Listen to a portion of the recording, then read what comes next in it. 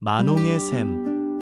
프랑스 남부 프로방스의 작은 시골 마을에 사는 욕심 많은 농부 세자르와 그의 조카 위골랭은 인근 땅에서 샘물을 가로채기 위해 속임수를 꾸밉니다.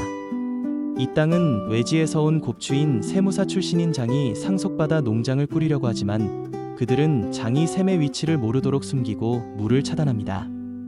물 없이 농사를 짓다 지쳐버린 장은 결국 사고로 죽고 땅은 헐갑의 세자르와 위골랭의 손에 들어갑니다.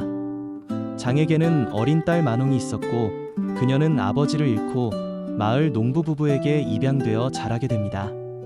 마농의 엄마는 딸을 데리고 도시로 나가려고 하지만 마농이 이곳에 남기를 원해서 부부에게 마농을 맡기고 떠납니다.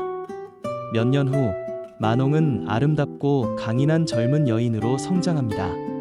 그녀는 양치기로 일하며 외롭게 살아가지만 마음속에는 아버지의 비극이 깊이 새겨져 있습니다. 마농은 우연히 마을 사람들이 하는 이야기를 듣고 큰 충격을 받습니다. 바로 세자르와 위골랭이 과거에 아버지 장의 땅의 샘을 막아서 장의 농장을 망하게 만들고 그것이 아버지를 죽음으로 몰았던 것이죠. 어느 날 마농은 우연히 들판 작은 동굴 아래에 어린 양을 찾아 들어갔다가 마을의 샘의 근원이 되는 물줄기를 찾아내고 돌을 쌓아 샘을 막아버립니다.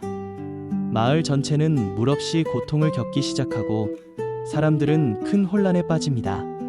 이 때문에 세자르와 위골랭도 심각한 위기에 처합니다. 위골랭은 마농을 몰래 사랑하고 있었지만 그녀가 자신과 세자르의 죄를 알았다는 사실에 괴로워합니다.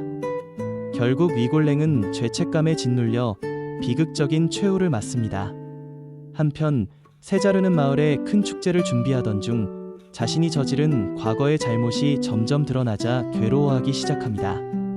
그제서야 세자르는 자신이 장에게 한 짓이 얼마나 끔찍했는지 깨닫게 됩니다. 가장 큰 반전은 영화의 마지막에서 등장합니다. 세자르는 우연히 장의 신원을 알아보게 되는데 놀랍게도 장은 자신의 친아들이었다는 사실을 알게 됩니다.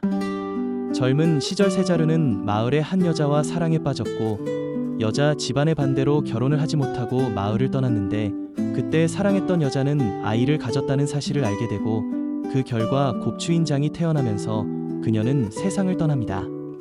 결국 그 아이가 장이었던 것이죠. 세자르는 자신이 탐욕 때문에 아들을 죽음으로 몰아넣었음을 깨닫고 절망합니다.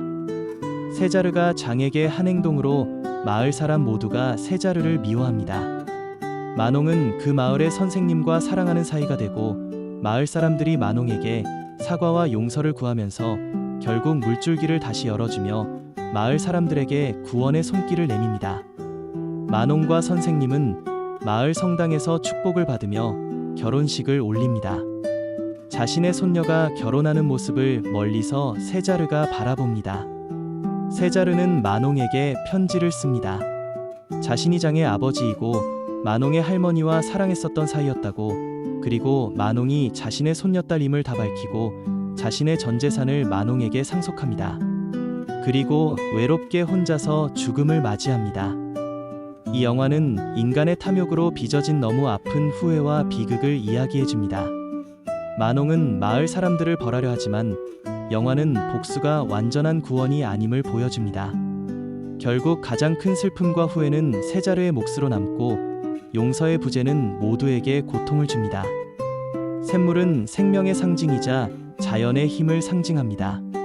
인간이 잠시 그것을 막을 순 있어도 결국 자연은 제 길을 찾아 흐릅니다.